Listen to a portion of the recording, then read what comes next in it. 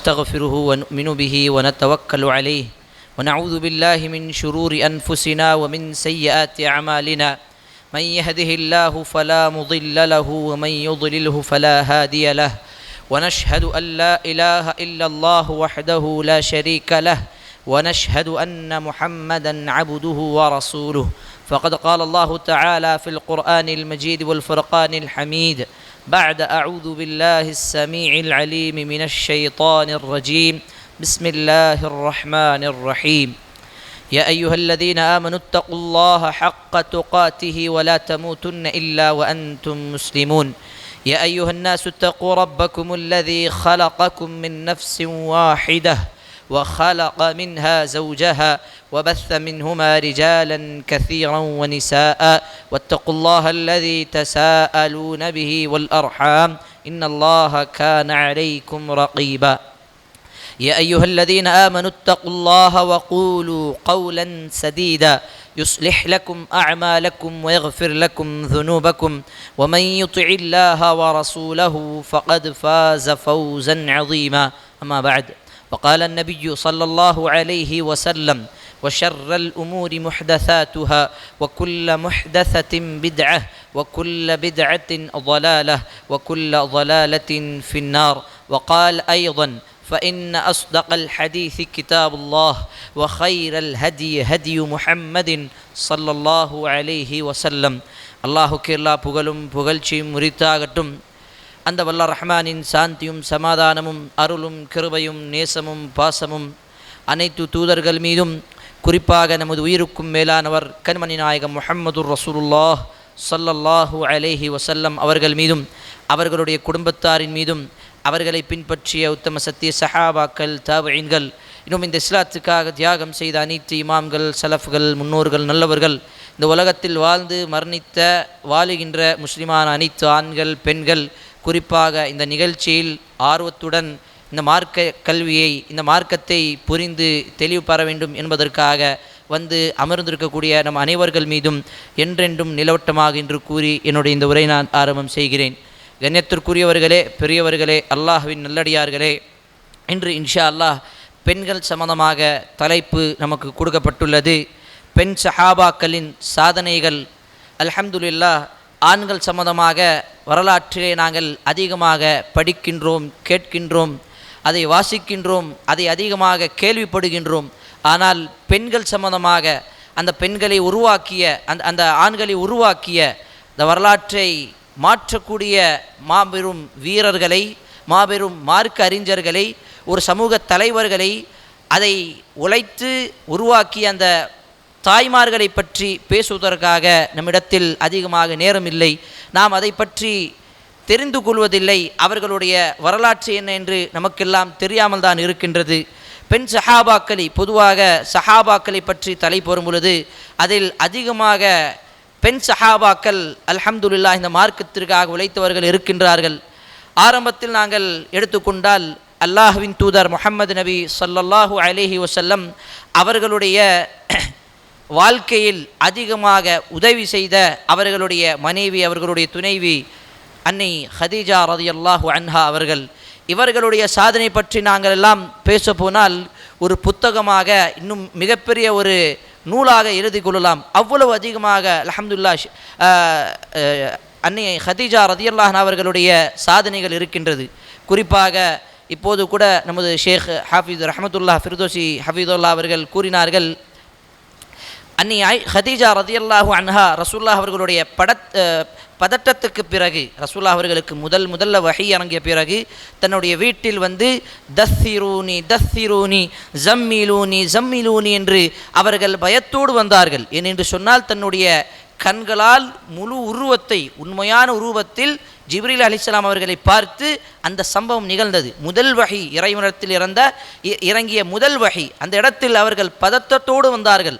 தஸ்ஸிரூனி, என்னை போர்வை போற்றிக் கொள்ளுங்கள் என்று அல்லாஹ்வின் தூதர் அந்த பதத்தோடு இருக்கும் பொழுது அல்லாஹ்வின் தூதர் அவர்களுக்கு ஆறுதலாக சொல்லக்கூடிய வார்த்தை தான் கல்லா லா யுஹ்ஸீகல்லாஹு அபதா.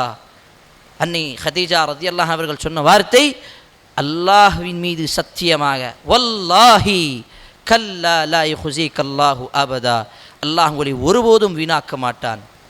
இன்னக லதஸிலுர் ரஹீம், நீங்கள் உறவை பேணக்கூடியவர்கள். எப்படிப்பட்டவர்கள்? உறவை பேணக்கூடியவர்களாக இருக்கிறீர்கள். வதஹ்மிலுல் கல்ல, மற்றவர்களுடைய சுமையை சுமக்கக்கூடியவராக இருக்கிறீர்கள். வதக்ஸிபுல் மஅதூம், மற்றவர்களுக்காக கஷ்டப்படக்கூடியவர்களுக்காக உழைக்கக்கூடியவராக இருக்கிறீர்கள். வதுஈனு அலா நவாஇபில் ஹக், யாருக்கெல்லாம் உரிமை கிடைக்க வேண்டுமோ அவர்களுக்காக போராடக்கூடியவராக இருக்கிறீர்கள். இதெல்லாம் அல்லாஹ்வின் தூதர் முஹம்மது நபி ஸல்லல்லாஹு அலைஹி வஸல்லம் அவர்களுடைய பண்புகளெல்லாம் சொல்லிவிட்டு ரசூலுல்லாஹி ஸல்லல்லாஹு அலைஹி வஸல்லம் அவர்களுக்கு ஆறுதல் படுத்தினார்கள். ரசூலுல்லாஹ் அவர்களுக்கு சொன்ன இந்த ஆறுதல் ரசூலுல்லாஹ் அவர்களுடைய கடைசி நேரம் வரை இருந்தது. எப்படி தெரியுமா? அன்னி ஆயிஷா ரதியல்லாஹு அன்ஹா அவர்கள் ரசூலுல்லாஹ் அவர்களை பார்க்கிறாங்க. அடிக்கடி ரசூலுல்லாஹ் அவர்கள் ஹதீஜா ரதியல்லாஹு அன்ஹா அவர்களை பற்றி பேசிக்கொண்டு அவர்களை பற்றியே பேசிக்கொண்டிருக்கிறார்கள். ஒரு நிலையில் அன்னி ஆயிஷா ரதியல்லாஹு அவர்களை கேட்டார்கள், யா ரசூலல்லாஹ், மரணித்த அந்த ஹதீஜா அவர்களை பற்றி ரதியல்லாஹு அன்ஹா அவர்களை பற்றி ஏன் இவ்வளவு பேசுகிறீர்கள்? அந்த நேரத்தில் அல்லாஹ்வின் தூதர் இந்த சம்பவத்தை தான் நினைவு காட்டினார்கள். எந்த சம்பவம்? எனக்கு ஆறுதல் சொன்ன, எனக்காக உதவி செய்த, இந்த இஸ்லாத்தில் அல்லாஹ்வின் தூதருடைய முதல் அழைப்பை ஏற்றுக்கொண்ட பெண் சஹாபியாக இருந்தவர் யார்? அன்னி ஹதீஜா ரதியல்லாஹு அன்ஹா அவர்கள். பதத்தொட்டோடு இருந்த அந்த நேரத்தில் என்ன செய்தாங்க? ஆறுதல் மட்டும் சொல்லாமல் வரக்கா பின் நௌஃபல் சொல்லக்கூடிய ஒரு புத்தகம், ஒரு நூல் தெரிந்த, இந்த சம்பவத்தை படித்த, இப்படிப்பட்ட சம்பவம் நிகழும் என்று தெரிந்த ஒரு நபரிடம் போய் இந்த ஆறுதலை பற்றி சொல்லிவிட்டு அதற்கு பிறகு இதற்கு என்ன வழிகள் இருக்கும், இது என்ன நடந்தது என்று ரசூலுல்லாஹோடு சென்றார்கள். அப்போ யோசித்து பாருங்கள், அவர்களுடைய செய்த இந்த காரியம் இந்த உம்மத்திற்கு மிகப்பெரிய ஒரு சாதனை, மிகப்பெரிய ஒரு வெற்றி, ஒரு காரணமாக இருந்தது. இப்படிப்பட்ட பல சம்பவங்கள் நாங்கள் சொல்லிக்கொண்டே போகலாம். அப்போ பெண் சஹாபாக்களின் வரலாற்றை படிக்கும் பொழுது மிகவும் ஆச்சரியமாக இருக்கும். இன்று இருக்கக்கூடிய பெண்கள், இன்று இருக்கக்கூடிய தாய்மார்கள், இவர்களெல்லாம் தன்னுடைய நிலையை பார்த்து, அந்த சஹாபாக்களுடைய நிலையை பார்த்து சுய பரிசோதனை செய்ய வேண்டும். இந்த நேரத்தில் எப்படி இருக்கணும்? என்னுடைய நிலை எப்படி இருக்குது, அந்த சஹாபாக்களுடைய நிலை எப்படி இருக்குது? நம்ம குர்ஆனை படிக்கும்போது அதிகமாக என்ன படிப்போம்? யா அய்யுஹல்லதீன ஆமனு என்ற வார்த்தை அதிகமாக வரும். ஆண்களை குறித்து சொல்லக்கூடிய வார்த்தையை அதிகமாக படிப்போம். அப்போ உம்மு சலமா ரதியல்லாஹு அன்ஹா அவர்கள் அல்லாஹ்விடம் கேட்டார்கள், யா ரசூலல்லாஹ், மாலனா லா நذ்குரு ஃபில் குர்ஆன் கமா யுذ்கரு ரிஜால், ஆண்களைப் போல அல்லாஹ் இந்த குர்ஆனிலே பெண்களை எங்களை ஏன் அல்லாஹ் குறித்து சொல்லவில்லை? உம்மு சலமா ரதியல்லாஹு அன்ஹா அவர்கள் குர்ஆனை அவ்வளவு ஆழமாக படித்து அந்த வார்த்தை ஏன் பெண்களுக்காக சொல்லப்படவில்லை? பெண்கள் குறித்த அந்த வார்த்தை யா அய்யுஹல்லதீன ஆமனு அந்த ஆண்கள் சம்பந்தப்பட்ட வார்த்தையாக இருக்கிறதே, பெண்கள் சம்பந்தப்பட்ட வார்த்தையாக அது ஏன், அது பெண்பாலாக ஏன் அல்லாஹ் பயன்படுத்தவில்லை அப்படின்னு கேள்வி கேட்குறாங்க. ஆண்பாலாக மட்டும்தான் அல்லாஹ் பயன்படுத்துகின்றான் அந்த வார்த்தையை, பெண்பாலாக ஏன் அல்லாஹ் பயன்படுத்தவில்லை என்று கேள்வி எழுப்பவுடன் அல்லாஹ் சுப்ஹானஹு வ தஆலா சூரத்துல் அஹ்ஸாபில் 33வது அத்தியாயத்தில் இருக்கக்கூடிய வசனத்தை இறக்குகின்றான். இன்னல் முஸ்லிமீன வல் முஸ்லிமாத், எப்படி முஸ்லீமாக இருக்கக்கூடிய ஆண்களும் சரி பெண்களும் சரி 10 விஷயங்கள் அல்லாஹ் சுப்ஹானஹு வ தஆலா சொல்லியிருப்பான். வல் முஃமினீன வல் முஃமினாத், அல்லாஹ்வின் மீது நம்பிக்கை கொண்ட ஆண்களாக இருக்கட்டும் பெண்களாக இருக்கட்டும்.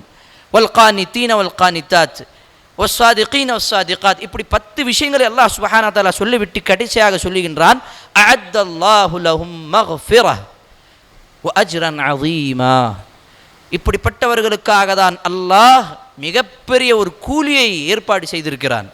மிகப்பெரிய அவர்களுக்காக மக்ஃபிரஹ், அவர்களுடைய பாவ மன்னிப்பு அல்லாஹ் அவர்களுக்காக தயார் செய்து வைத்திருக்கிறான். எப்படிப்பட்டவர்கள்?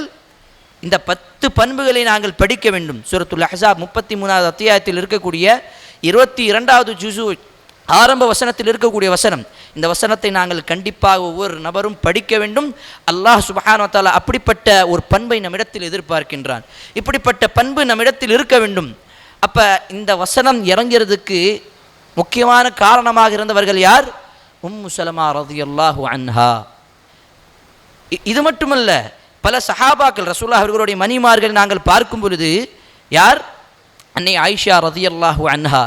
இவர்கள் இந்த மார்க்க கல்விக்காக, இந்த மார்க்கத்திற்காக அதிகமாக உழைத்தவர்கள், அதிகமாக ஹதீஸை அறித்தவர்கள். அதிகமாக ஹதீஸ் அறித்த ஒரு பெயர் சொல்லும் பொழுது நமக்கெல்லாம் முதல் வரக்கூடிய பெயர் என்ன? அபூ ஹுரைரா ரலியல்லாஹு அன்ஹு. அதற்கு பிறகு அதிகமாக ஹதீஸை அறிவித்தவர்கள் பெண்களில் யார் பார்க்கும் பொழுது ஆயிஷா ரலியல்லாஹு அன்ஹா. நீங்கள் யோசித்து பாருங்கள், எந்த வயசில் ரசூலுல்லாஹோடு வந்தார்கள்? 6 வயதில் திருமணமாகி மதீனாவில் 9 வயதில் இருக்கும் பொழுது ரசூலுல்லாஹோடு இணைகிறாங்க. கிட்டத்தட்ட 10 வருடம் ரசூலுல்லாஹோடு இருக்கிறாங்க. அந்த 10 வருடத்தில் ரசூலுல்லாஹ் சொல்லக்கூடிய விஷயத்தை, ரசூலுல்லாஹ் செய்யக்கூடிய விஷயத்தை, ரசூலுல்லாஹ் அங்கீகரித்த விஷயத்தை, ரசூலுல்லாஹுடைய வாழ்க்கையில் நடந்த விஷயத்தை அவர்கள் ஹதீஸாக அல்லாஹுடைய தூதர் மரணித்த பிறகும் பல மாணவர்களை உருவாக்கியவர்கள் யார்? அன்னி ஆயிஷா ரலியல்லாஹு அன்ஹா. அவர்கள் மூலமாக தான் நமக்கு இன்று ஃபிக்ஹ் சம்பந்தமாக, அகீதா சம்பந்தமாக, மறுமை சம்பந்தமாக, ஹலால் ஹராம் சம்பந்தமாக பல விஷயங்கள் நமக்கு தெரிய வந்திருக்கிறது. ஏனென்று சொன்னால் ரசூலுல்லாஹ் அவர்கள் தன்னுடைய வீட்டில் இருக்கும் பொழுது அன்னி ஆயிஷா ரலியல்லாஹு அவர்களிடம் அதிகமாக மறுமை சம்பந்தமாக பேசுவாங்க. அதனால தான் அந்த ஹதீஸை நாம் கேள்விப்படுறோம். நாளை மறுமையில் எல்லா மனிதர்களும் நிர்வாணமாக இருப்பார்கள், ஆடை இல்லாமல் இருப்பார்கள். ஆயிஷா ரலியல்லாஹு அன்ஹா அவர்கள் தான் கேட்டார்கள், யா ரசூலல்லாஹ், அப்போ ஆண்கள் பெண்களை பார்த்து விடுவார்களே. அப்போ இந்த ஹதீஸை எல்லாம் நாங்கள் கேள்விப்படும் பொழுது இந்த ஹதீஸை அறிவித்தவர்கள் யார்? ஆயிஷா ரலியல்லாஹு அன்ஹா. அப்போ இந்த மாதிரி பல சம்பவங்கள் சொல்லிக்கொண்டே போகலாம். ஆனால் மிக முக்கியமான விஷயம் என்ன தெரியுமா? மகரிப்புக்கு நேரமாகிவிட்டது. ஆனால் சுருக்கமாக என்ன காரணம்? இந்த பெண் சஹாபாக்களை நாங்கள் படிக்க வேண்டும் என்று சொன்னால் அவர்கள் சம்பந்தமாக ஒரு வரலாற்று புத்தகமும் இருக்கின்றது. அதையும் நாங்கள் இன்ஷா அல்லாஹ் அணுக வேண்டும், படிக்க வேண்டும். ஆனால் இதெல்லாம் சொல்லிவிட்டு இதற்கும் நம்மளுடைய வாழ்க்கைக்கும் என்ன தொடர்பு, என்ன மாற்றம் உருவாக்கி இருக்கிறது? இதுதான் கேட்கக்கூடிய கேள்வி.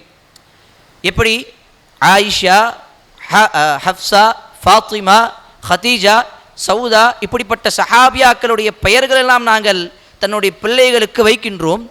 ஆனால் அதே போன்று நம்மளுடைய பிள்ளைகள் இருக்கின்றார்களா என்று கேள்வி கேட்டால் அல்லாஹ் பாதுகாக்க வேண்டும், அல்லாஹ் பாதுகாக்க வேண்டும்.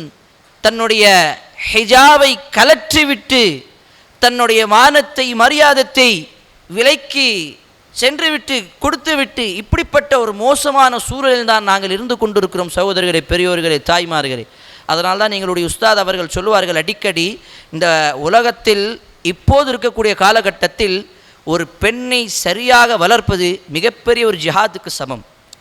உண்மையான ஒரு வார்த்தை தான். அந்த பெண்ணுக்கு சரியான ஒரு வளர்ப்பை கொடுத்துவிட்டு, இஸ்லாமிய முறையில் அவர்களுக்கு சரியான கல்வியை கொடுத்துவிட்டு, ஹலால் ஹராம் என்ற அனைத்து விஷயங்களையும் தன்னுடைய வீட்டில் அவர்களுக்கு கற்றுக் கொடுத்து, குர்ஆன் ஹதீஸை கற்றுக் கொடுத்து, அதற்கு பிறகு ஒரு நல்ல சாலிஹான மாப்பிளையை தேடி கண்டுபிடிச்சு அவர்களுக்கு கொடுப்பது, இப்படிப்பட்ட ஒரு கடமையை நிறைவேற்றுவது இந்த காலகட்டத்தில் மிகவும் கடுமையான ஒரு வேலையாக தான், கடுமையான ஒரு சுமையாக தான் இருக்கின்றது, பொறுப்பாக தான் இருக்கின்றது. இப்போ அருமை சகோதரர்களே, பெரியோர்களே, தாய்மார்களே, சஹாபாக்களுடைய வரலாற்றை நாங்கள் படிக்க வேண்டும் தான். ஆனால் இதெல்லாம் படித்துவிட்டு தன்னுடைய வாழ்க்கையில் அதை மாற்றத்தை கொண்டு வர வேண்டும். தன்னுடைய பெயர் ஃபாத்திமாவை வைத்து விட்டால் ஹிஜாப் வந்து விடுமா, வெட்கம் வந்து விடுமா? அப்படி கிடையாது. ஃபாத்திமா ரலியல்லாஹு அன்ஹா அவர்களை பற்றி நாங்கள் படிக்கும் பொழுது என்ன படிக்கின்றோம்? தன்னுடைய மரணத்துக்கு பிறகும் அந்த ஹிஜாபை, பர்தாவை பேணக்கூடியவராக இருந்தார்கள். என்னுடைய மௌத்தை, ஜனாசாவை இரவு நேரத்தில் அடக்கம் செய்யுங்கள் என்று சொன்னார்கள். அப்போ இப்படிப்பட்ட செய்திகளை நாங்கள் வெறுமனையாக பயானிலே, நிகழ்ச்சியிலே, ஜுமாவிலே, மேடையிலே கேட்பது மட்டுமில்லாமல் என்னுடைய வாழ்க்கையில் இந்த சஹாபாக்கள் மூலமாக மாற்றம் உருவாகி இருக்கிறது என்று நாங்கள் சொல்ல வேண்டும். அப்படிப்பட்ட ஒரு வளர்ப்பு நம்மளுடைய குடும்பத்தில் நாங்கள் கொடுக்க வேண்டும். வல்ல ரஹ்மான் நம் அனைவருக்கும், இந்த நிகழ்ச்சியில் கலந்து கொண்டிருக்கக்கூடிய அத்துணை தாய்மார்களுக்கும் ஒரு சொல்லக்கூடிய மிக முக்கியமான ஒரு செய்தி, இந்த நிகழ்ச்சிக்கு பிறகு நாம் எல்லாம் தன்னுடைய வீட்டில் பெண்கள் சார்ந்த விஷயங்களில், மிக முக்கியமாக தன்னுடைய பிள்ளை சார்ந்த விஷயங்களில் ஒரு ஆலோசனை செய்து அவர்களுடைய மார்க்கம் சம்மதமாக பேச வேண்டும். வல்ல ரஹ்மான் நம் அனைவருக்கும் அதற்கான பாக்கியத்தை தந்த அருள் புரிவானாக. ஆமீன்.